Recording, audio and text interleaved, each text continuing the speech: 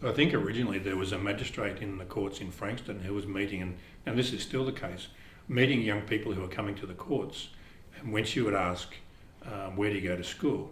Well, there'd be no answer because often the young people don't go to school. So that was where a problem was identified.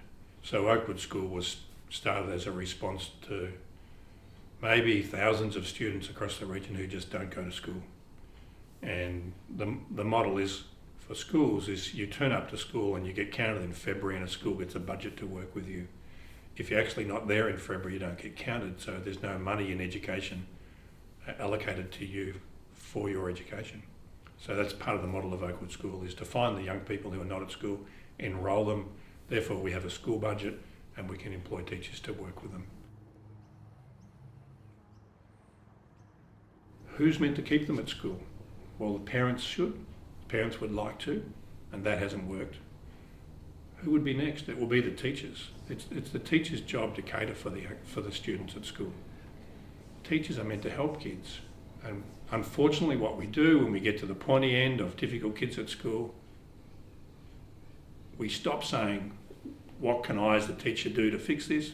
And we turn it around and we blame somebody else. We'll blame the kids because they live on the wrong side of the road, or they didn't do something, didn't work hard enough last year, or they're not trying now. We do actually blame the student. If I was going to work and I had no clue what was going on and I had no answers, and people kept asking me questions and I still had no answers, and then people were horrible to me, I'd probably take a sickie and I'd probably look for a new job. And I think that's the same experience that our kids have had. They've been in school, they haven't been able to be successful, and people have told them off for it. People have told them that they need to be better, they need to pull their socks up, they need to try harder. Honestly, if they could have, they would have. They would have done it in prep. And our students have been unsuccessful for a long time at school to the extent that they stopped going. And I think the idea of stopping going is, to me, is a very understandable response. I wish they hadn't done it. I'm really proud of the fact that they've asked to come back to Oakwood School, but I don't think it's hard to understand where they're coming from.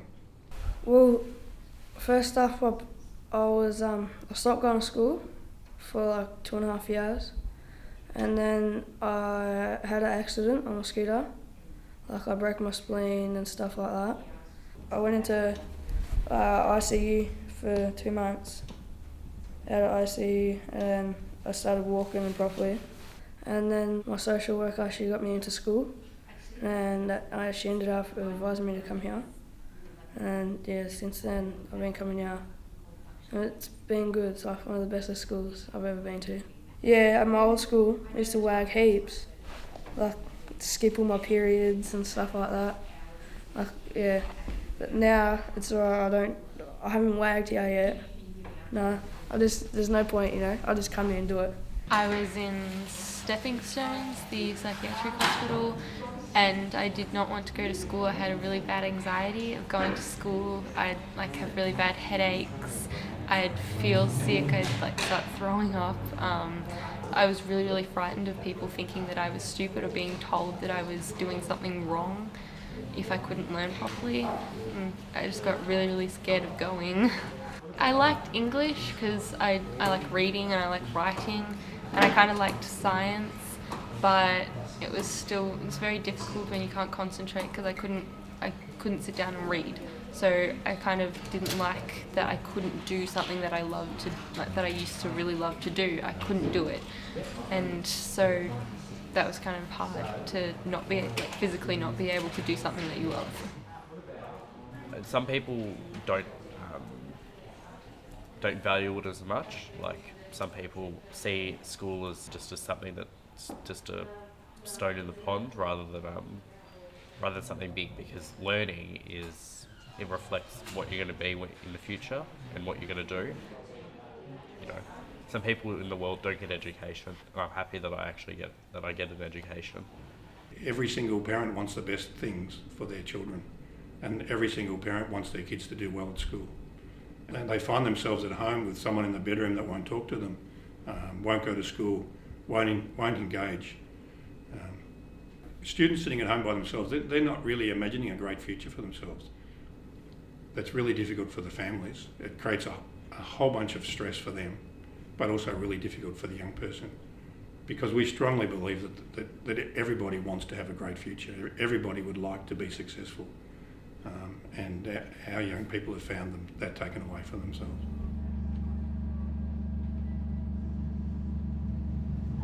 To be successful in society, what do you need? You need to be able to do lots of things. You need to be able to meet people and get along with people, understand other people's points of view, understand the world around you. You need to be able to read things and work things out and understand things and question things. And all those things come from education. The work at Oakwood School is very well informed by contemporary research around brain development and the impact of trauma on young people's lives. And if we understand that all of our students are coming from some background or some history of trauma, that's a significant thing for us to be aware of. Everyone's an individual learning plan. We're not asking students to work in groups. The program is really designed or devised in hand with the young person. So the teacher has the goals that they would like to achieve in terms of literacy, numeracy and positive behaviours, but we're doing that around the interests of the young person. So if they decide they'd like to do some work around the environment or the AFL or some pop star, that's okay. That's where we start our work. So the teacher is setting goals and the young person is setting goals together. My teacher still has a huge impact on what it is that I learn, but I can kind of choose what it is that I want to do. He makes me do math. That's something that I have no choice over. But like what math that I do, like what I want to write about, I can kind of choose for myself, and so I can choose kind of where I want to go, and I like that more. Math I'm so bad at, and I think it's because I don't like things that are black and white. Like, you can sit down and debate about things that like haven't been decided on. That's fun, because you get a different opinion every single person. That's the things that I find interesting. And I like to write about and I like to read about. I like history. I'm good at learning history. History is fun. The first level of success is just to engage the student with the teacher and to begin learning again. And well, for me, that's an enormous success. And I think it's the beautiful thing is when the kids come back, they very quickly move on from their history. They very quickly start to think about a future for themselves. And I think that's a great thing for teachers. It talks to the strength of education and learning and what teachers can do. We as teachers and our careers teachers, we worry about where our students are going to go and how successful can they be. So the approach of Oakwood School really came from employing some very smart, skilled teachers and working with them to think about how we're going to make this work. Well, Oakwood likes to incorporate 3 key words into the philosophy. It's learning, respect and empowerment. Learning emphasises, well, to learn and to proceed on with your life in such a way that you keep on learning. Everyone learns every day. And the next aspect of the philosophy of the school is respect. Just be friendly, humble, and the school tends to emphasise on that because no one likes to have conflicting students, and the school does a perfect job of avoiding conflict. The final element of the school's philosophy, empowerment, was a big part of me progressing through Oakwood. We use this empowerment method to help with the respect and learning aspects. Like, you're not going to do work when you're like down, or you're not going to be able to completely function when you're depressed. So what the school likes to do is empower the student and then have a sort of uprising where they're progressively or exponentially learning and becoming more happy. I say to our students, I'm not going to drag you by the foot, grab you by the foot and drag you into class. I'm just not going to do that. I want you to be there and I want you to want to be there and working on something positive. But we have to have the student ready in the place to do it. So that's why we don't start classes straight away. We work really slowly on induction. We're getting the young person ready for learning. And so on our model, by the time the young person is in class, they are ready for learning and will be successful. And when the student actually arrives in the classroom, I want the teacher to be the most important person for that young person. The other way of looking at that is if our students end up in a class somewhere and they're in a class with a whole bunch of other kids and a teacher, they're most likely going to be taking the lead from the other kids. They're not necessarily taking the lead from the teacher. And at that stage is where it goes wrong. So our induction process it's really designed to get to know the student well, for them to know us well, and for the young person to be successful when they join the class. It was pretty good when you got here, first day. Yeah, because we came through here and done like 6 or 7 meetings before I actually got into this school. I thought it was going to be like old school, you know, everyone around, smart asses. But no, it wasn't. I came here and it was pretty calm. I was like, oh, this is going to be alright. It was a good feeling when I was getting back into school. I was happy with myself, you know. I was making the right choices, going the right way. There's that issue of teachers being able to build a strong relationship with their students, and is that important? And if any teacher says it's not, forget that person's not a teacher. The necessity of a positive relationship between the student and the teacher is unquestioned. But for me, I want more than that. I don't want just a good relationship. I want that to lead to fantastic learning. And one of the youth workers we work with in South Melbourne described that well to me. She said, yes, you don't want a teacher who thinks they're a youth worker. I want a teacher who might have the skills of a youth worker, but I want them to be a teacher. So the relationships at Oakwood School between the young person and the teacher are strong, positive, fantastic relationships, but I don't see them anything more than an honest human relationship.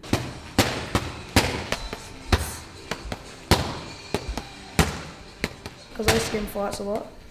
When I was at lunchtime and going outside, every day I used to get in a fight.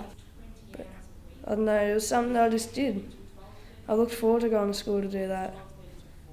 But, you know, I don't like being a bully.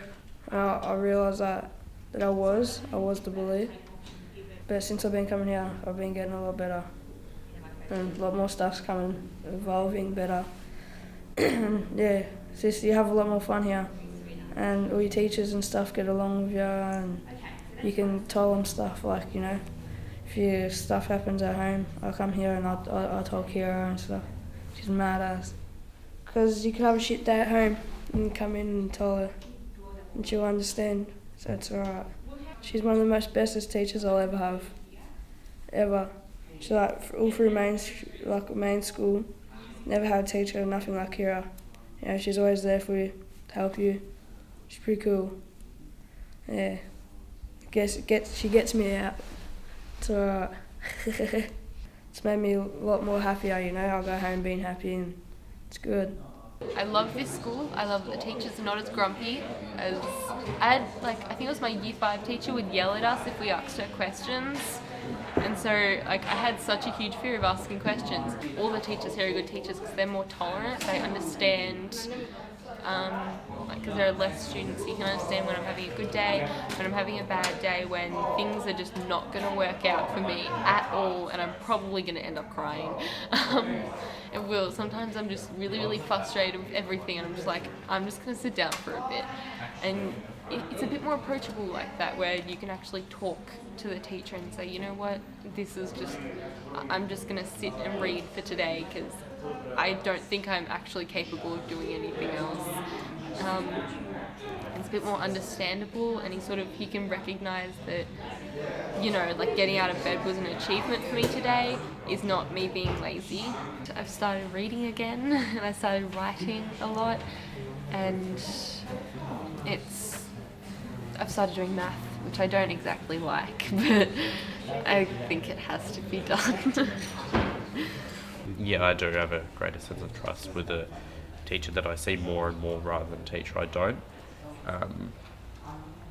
It also makes me feel better that knowing that he wants me to succeed in what I'm doing rather than just get it out of the way, which takes more time to complete something in that kind of way, but it gives more of a personal experience of learning something that this teacher wanted me to learn it, so I know this for future experiences, and That's probably the best way. In a normal school, there'd be one teacher to like 20 students. Here, it's one teacher to 8 or 10, which is, I think, more manageable, and it gives everyone more of a sense of like we actually know the teacher rather than